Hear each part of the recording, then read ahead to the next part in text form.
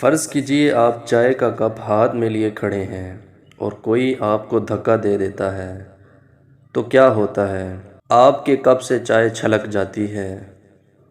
اگر آپ سے پوچھا جائے کہ آپ کے کپ سے چائے کیوں چھلکی تو آپ کا جواب ہوگا کیونکہ فلاں نے مجھے دھکا دیا۔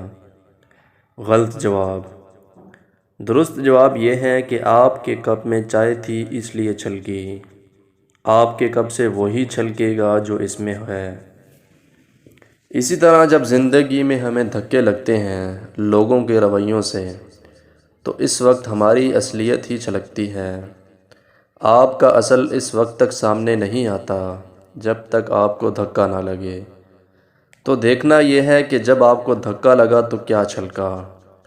صبر، خاموشی، شکر گزاری، رواداری، سکون، انسانیت، وقار، یا غصہ، کڑواہٹ، جنون، حسد، نفرت، حقارت۔ چن لیجئے کہ آپ کو اپنے کردار کو کس چیز سے بھرنا ہے۔ فیصلہ آپ کے اختیار میں ہے۔